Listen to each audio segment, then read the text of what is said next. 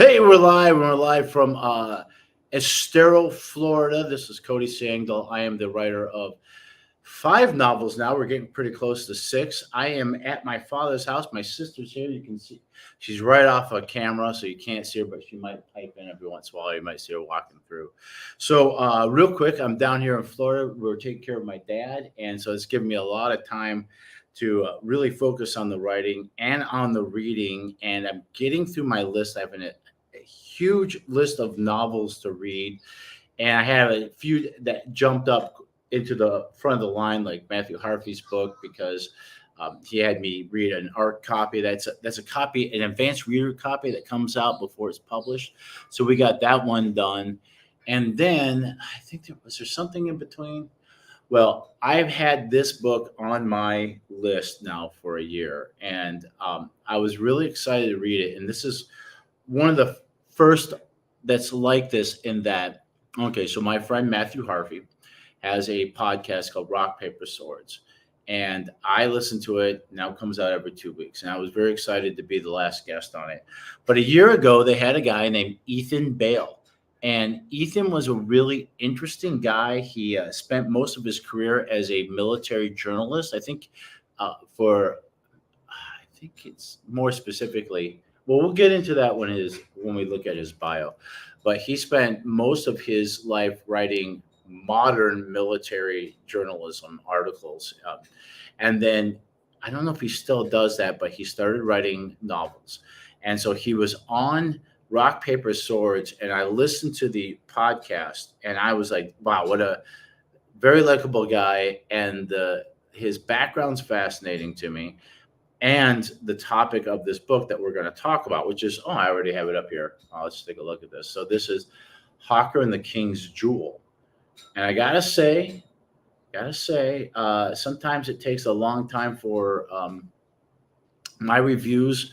When I write them, I usually write them on Goodreads, so you can follow me there. I also write them on Amazon, and I always do it in both places because I'm always trying to help other authors. And like I've said a million times, I give 5-star reviews, and the reason why is I'm an author, and I want nothing less than 5 stars. And I get you get bad reviews from people for. I mean, some of them are. I get good criticism, and sometimes people are right in the things that they say, but a lot of times you get like they give you bad reviews for dumb reasons. So I think that me giving everyone I read that I like 5 stars because I either like it or I don't like it. And I really like this book. And Ethan Bale seems like a nice guy, and you should probably like him too. So let's see if I'm here. Let's read it right off of um, Amazon. And just so you know, okay, so I'm not gonna bullshit any of you. Like, if I don't like a book, and there are books that I've read that I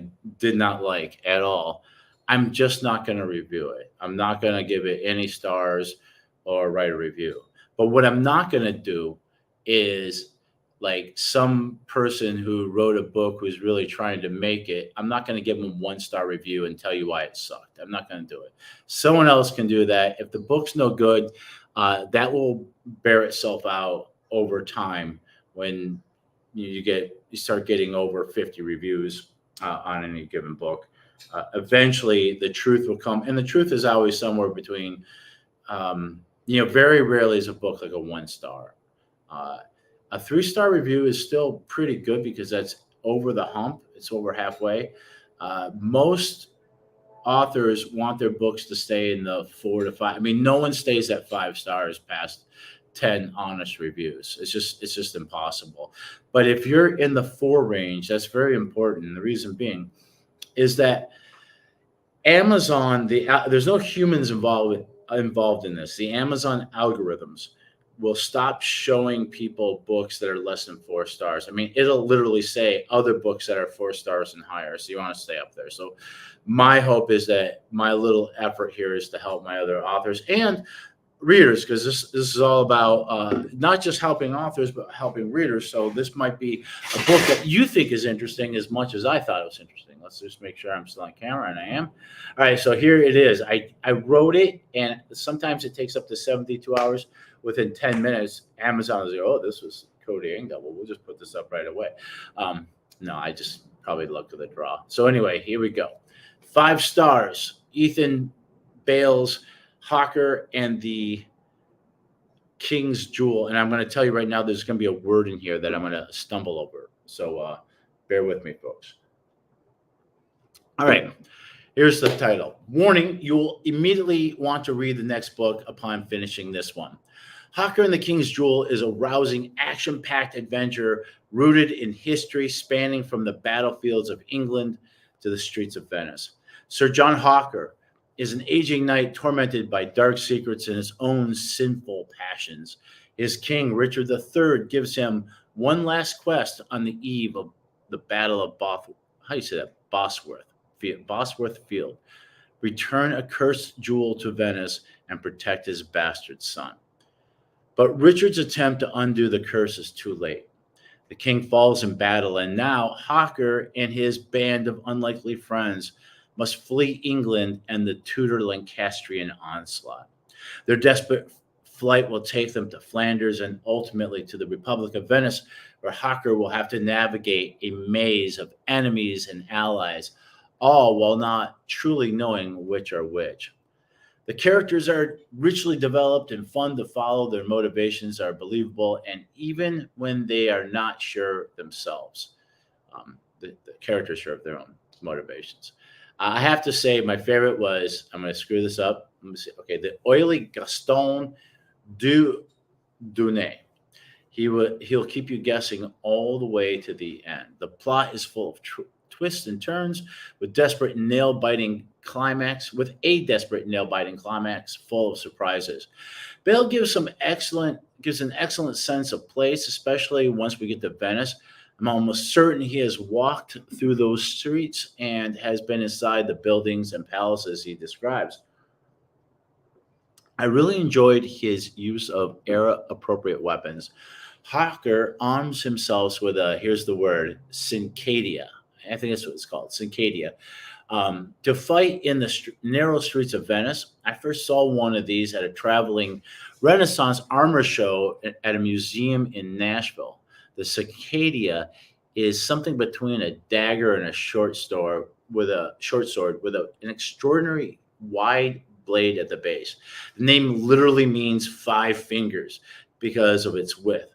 I was immediately fascinated with one when I first saw one, and I was tickled to death when I saw that one was aptly used in the story, along with the elegantly light war hammers they hid in their cloaks, which are better for street brawls than battlefields. So that Cincadia, to get off script here a little bit, you should look it up. It's a really neat weapon, and they were very popular particularly in Venice, and it had a blade, like the base is 5 fingers, like that wide, and it's like a triangle, and it comes down to a point like that. So it's about that long, that wide at the base to a point.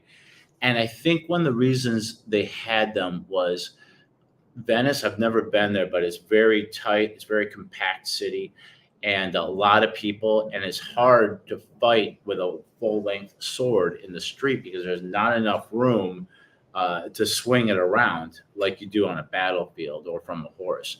So these things, they're bigger and broader than daggers, so that you can fight against pole arms and swords, but short enough to be able to use in small spaces. And the main character in this, Sir John Hawker, opts to have one once he gets to Venice. I was drawn to this book when I heard the author on the Rock, Paper, Swords podcast. Ethan Bale is an instantly likable guy with a fascinating background in modern military journalism. Here comes my sister. Say hi, Michelle. Hi, Michelle. Let's see, where were we? And but it was his description of the book that really got me. I've been a fan of the War of the Roses since I first read the Shakespeare plays. Probably because Shakespeare was pretty much a Tudor propagandist. I've always been biased towards the red rose of the Lancastrian side that eventually gave way to the Tudor dynasty. I've also been lulled into believing that Richard III was a hunchback murderous victim. So it was interesting to see him in a different light, and to see the heroes of the story dedicated to the Yorkist cause. Bale even gives his own version of what happened with the missing princes in the tower and the heroic, tragic conclusion of the Battle of Bosworth Field. But those famous historical events are just the beginning of the adventure, not the end. There's plenty more action and brushes with real history that follow. After all of that, there's a great setup for the next novel, which will involve another one of history's most notorious villains or misunderstood heroes, Vlad the Impaler, better known as Dracula. Can't wait. All right, so that's my review. Thank you for hanging in there with me. I really liked it, and like I said, I'm a fan of the War of the Roses. I've read Alison Weir's nonfiction book on it. I've read all the Shakespeare plays. Actually, I haven't read the one that's the actual war because I've read Henry the Fourth Part One, Part Two, and Henry the Fifth.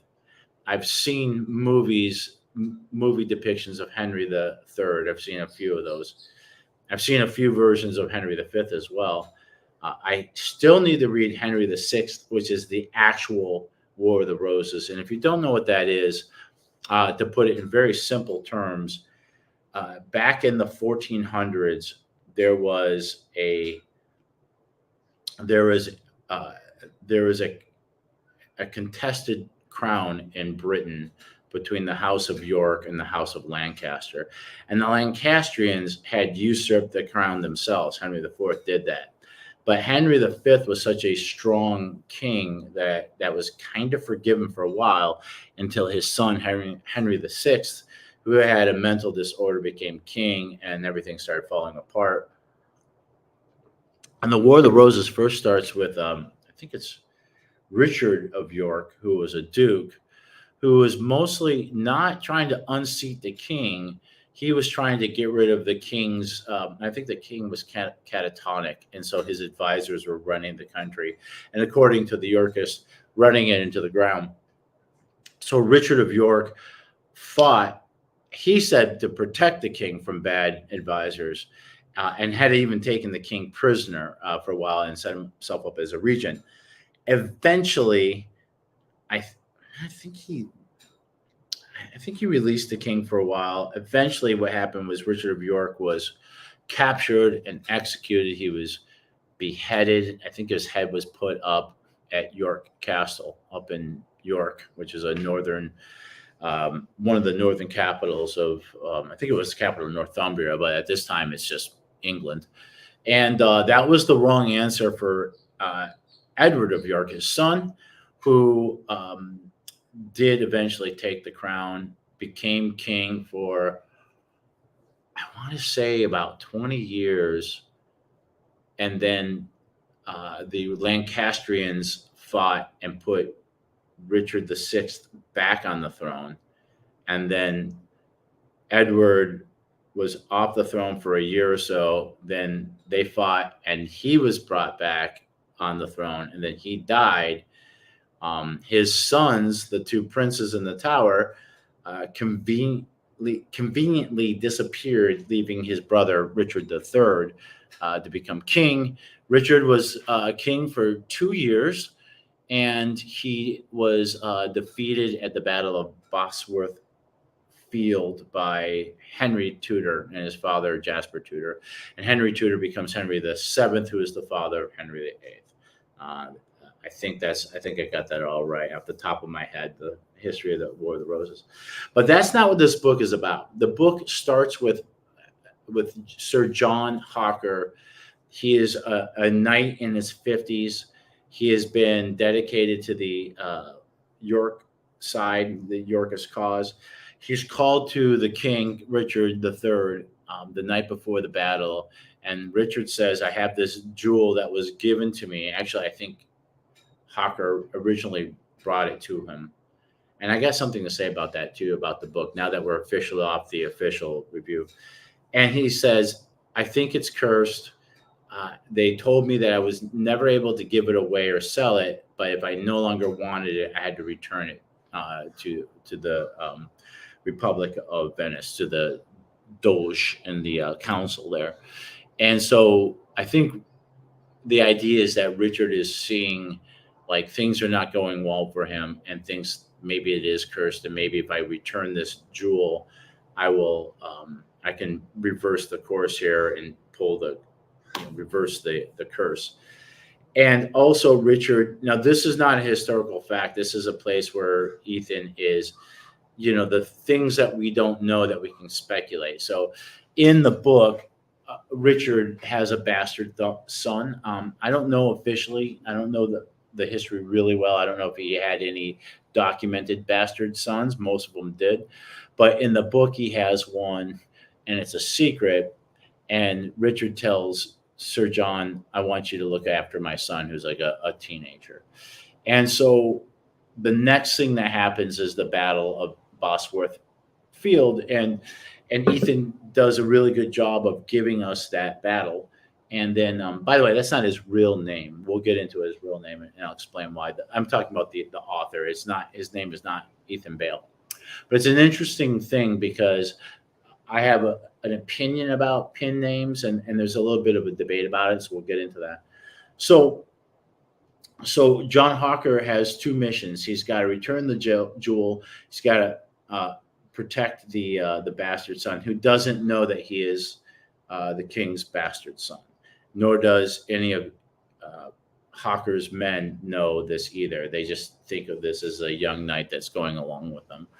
And then as the book goes on, a lot of these mysteries get discovered, and we learn more. We learn more about Hawker and his background and his history, that he had been in Venice before, where he had a lover and a history there.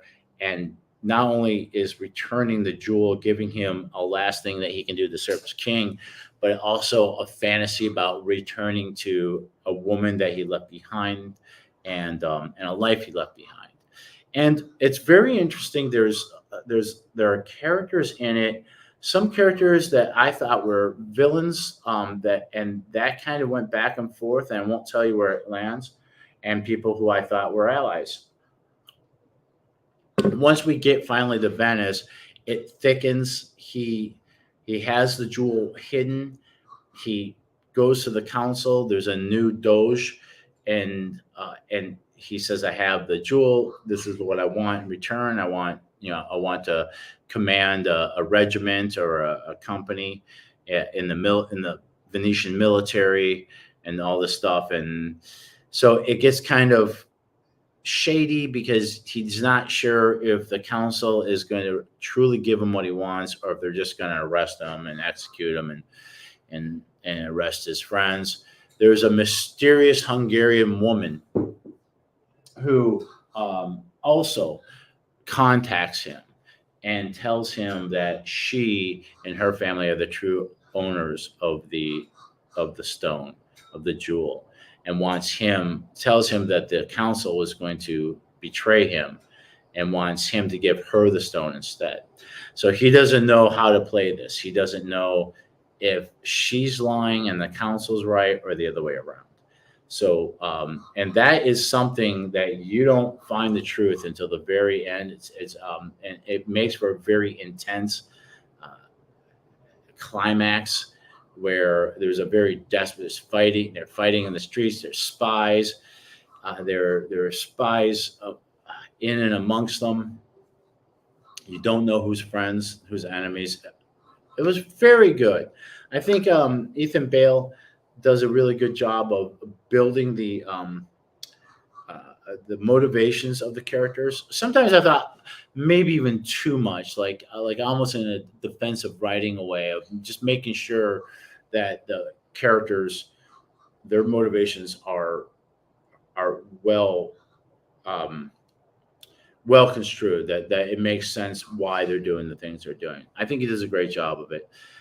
Let's see, the finale. Well, I will say this: there is hints of Vlad the Impaler, who was a real person who we know as Dracula, who was a warlord at the same time in Hungary, which is now Transylvania is now part of Romania, but this once was part of Hungary, and it was famous for impaling his enemies, and was a very interesting. And I think his story, his historical story, is more interesting than the fantasy that Bram Stoker dreamed up, that he was a vampire. You know, the real warlord, love him or hate him, villain or hero, is an interesting person in history. So that's what drew me to the novel.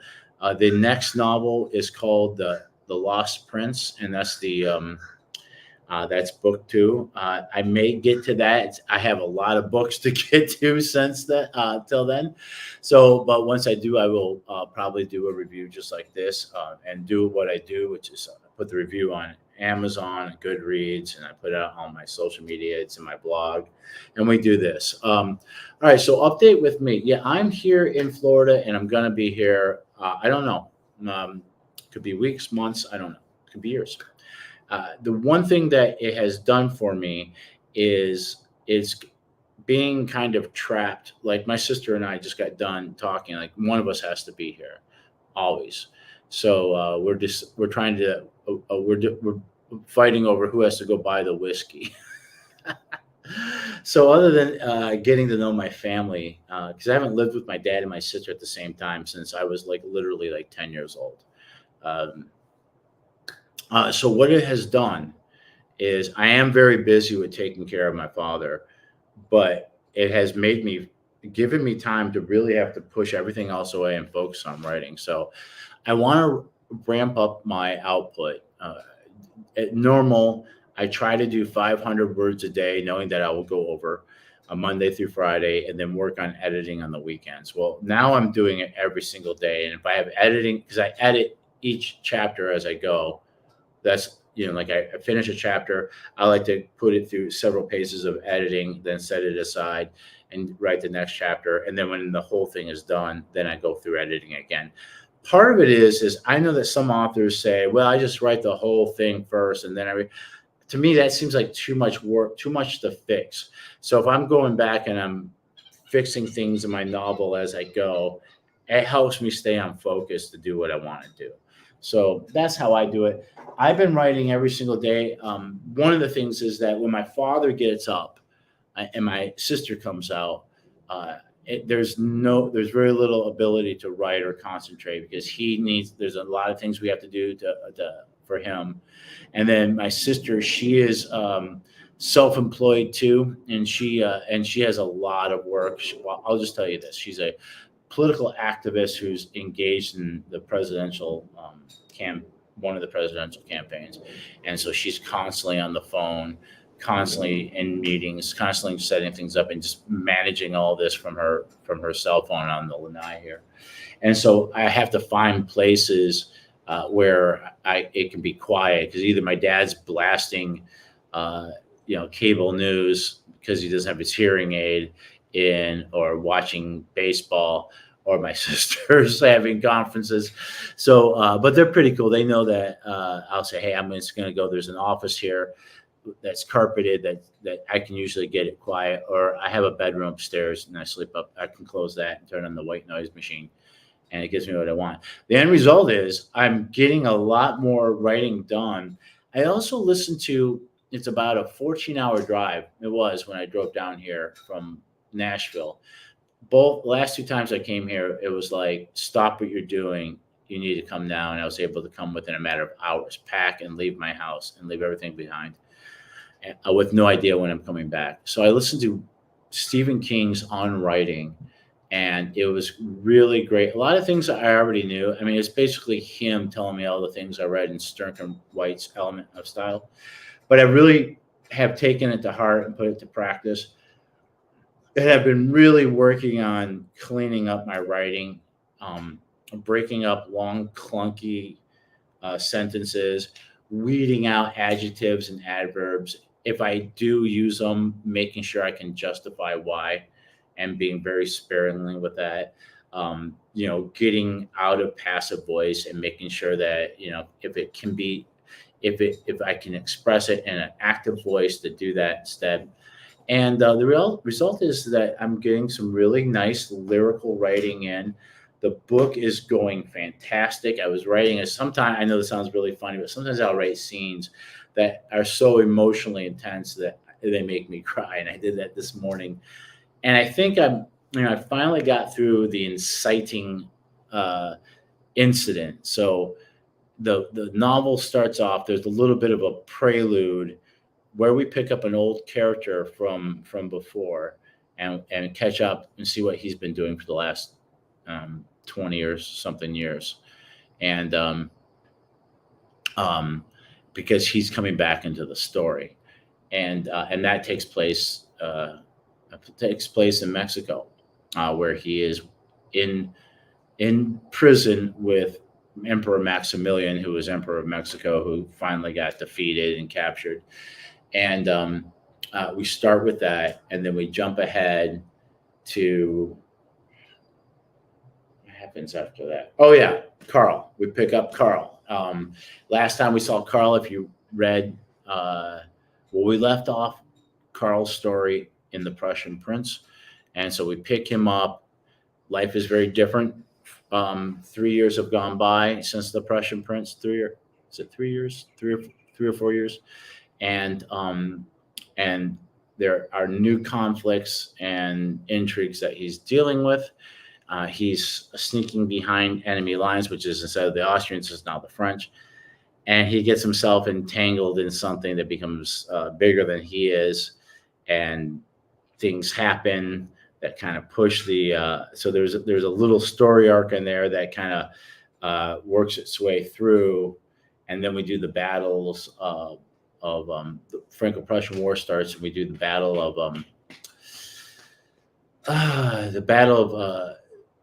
Saarbrücken and Spicheren, and the aftermath of that, and then the big inciting incident happens, which is going to propel the main drive of the plot from here on out. So I would say we're probably about a third into the book, about 35,000 words. I'm going to try to get it down to 80,000 altogether. My goal is to get 80,000 words. I've had books that were 124,000 words. I've had a book that was 56,000 words. My last book was 77. I want to get right at 80 to 90 is what I'm looking for. If I'm a little shy of that or a little bit more, I mean, a book is what it is. And at some point, that's how long it needs to be. Mexico My Love was 126,000 words. It needed to be 126,000 words. So we'll try to keep this around 80. So that got done. So I'm very excited. I'm at that point now. And I think not only am I going to be able to do my quota, but I'm going to outperform it and be able to do more and maybe ramp it up. So where I'm writing maybe 800 words a day, maybe 1,000, maybe 1,200, maybe 50, maybe 2,000 words a day. We'll see how that goes. A lot of the stuff I was writing earlier was heavy historical, so that meant I had to do a lot of research, a lot of stop and look things up before I could continue, especially when I'm describing the battles or describing life in the military. I'm in a place now where I have a little bit more narrative freedom, so that helps. That helps me write faster because I don't have to make sure everything's historically correct. So yeah, and I mean, right now, the target is still early next year. I'd like to get a book out every calendar year. I missed 2022. So we had, let's see, Rampage came out in 2018. No, 2019. Perilous came out in 2020. Blood came out in 2021. Mexico My Love came out in 2022, and that was at the very end of the year. And so then the Prussian Prince came out early 2024, so we didn't get a book out in 2023, but I'm going to try to get on pace so that it's at least one novel every calendar year. Don't hold me to it. I would say that I don't want it to be more than 2 years, and definitely never more than 4. But I'm trying to keep it within 9 months. Nothing sooner than 9 months. Nothing more than 2 years is kind of the inner Goldilocks of where I want to be. outer reaches of that is I think you shouldn't put a book out. Um, I think you should have about 6 months between books and no more than 4 years is to me the extreme. There are some people who make arguments of rapid release, like writing a whole series and then putting them all out like one after the other. I think you overwhelm people with that. I like people to be able to, kind of pine away a little bit to see what it's going to be like. And also, I just can't write that fast. Let's be honest. All right. So as far as reading, this is what I'm doing. I got this out and this done and off my list. I'm moving on to Angus Donald's fourth installment. Very interesting. Very experiment. What he's doing is he's writing a trilogy that is, it's, I would say, historical fantasy. So it's got elements of history in it, but it's definitely got elements of fantasy too. It's a his version of the King Arthur uh, legend, and it's based in historical, like the historical era, like the post-Roman, early medieval era. That feels very real, but there are dragons and the magic is very real in it too. So it's a very interesting take. But what really got me interested was how he's doing it. So Donald is published, I think Canelo, the same publisher that Ethan Bale is published through. But this is a project that he is independently publishing, like me, and I'm always rooting for the independence. But so what he's doing is it's eventually going to be a 3 book trilogy and maybe more, who knows. But what he's doing is he's putting it out book by book, he's putting it out in episodes, about 20,000 words or about 5 chapters, um, or about 80 pages. And so, um, and I thought that was a very interesting thing. So I think the episodes are like 99 pence in Britain and $1.25 in the US. And to me, that's low enough where like I don't even have to think about it. Sure, I'll read the next episode.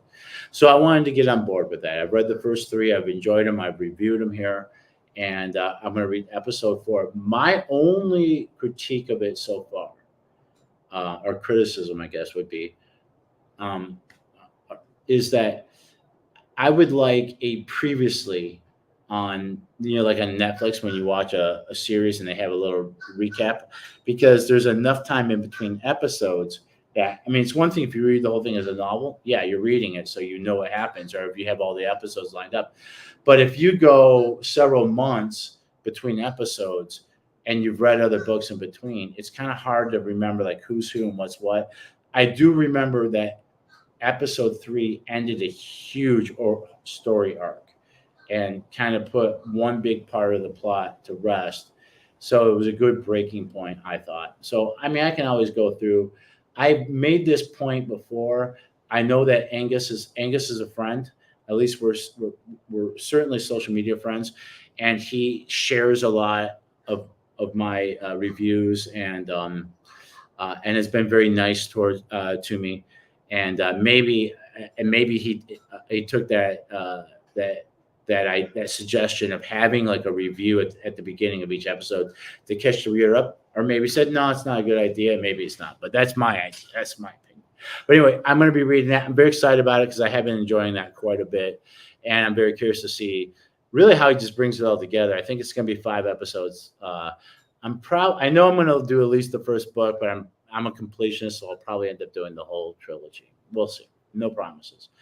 After that, I wanted to do this and I didn't because it was, I'm kind of a starving artist. But Stephen A. McKay put out his first commercially published book, which was The Heathen Horde, which is book 1 of a Alfred the Great trilogy. And I was really excited for him because he was an independent like me, very successful, several series, several standalones, very well respected in the genre. He, by the way, I think he got his break. He got picked up by Canelo because he had reviewed someone else's book, and they liked his review so much and saw that he was an author that they're like, "Hey, would you like to write something for us?" And he said, "Sure." And so this was his. So this is it. I want it to be successful. because I want him to get more contracts. And I don't really know, to be honest with you, I don't really know what's better, independent or through a publisher. But certainly I want whatever he does to be successful because he deserves it. He's been really kind to me. He brought me on Rock Paper Swords, which is a really well known, respected podcast, and with his partner Matthew Harvey. I just reviewed Harvey's book, but anyway, McKay, the Heathen Horde dropped down to $1.99, and I think it's only 99 pence in the UK. And the reason why is because book 2 of that is coming out July the 4th. So I thought, well, okay, I got it at a discount, which was a justifiable cost for me. And wouldn't that be awesome if I could get that book read and then do my review before book 2 comes out, so that I could help bring people into that funnel by pumping book 1, because that's how it works, right? You get people to read book 1, hoping that they like it and read book 2. So that will be what's coming next. So this is the order of things.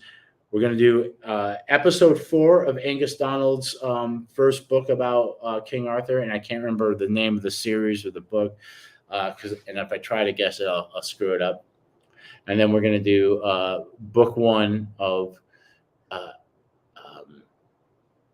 Stephen A. McKay's Alfred the Great trilogy. I'm looking forward to that. It's a very different take on Alfred the Great. A lot of times he's kind of depicted as this monkish, sickly king. I don't think I heard that he might have had Crohn's disease, but Stephen says, and I've also heard this to be true as well, is he was also an alcoholic and a womanizer and a warrior himself. And I think modern depictions of him try too hard to make him very monk-like and very, not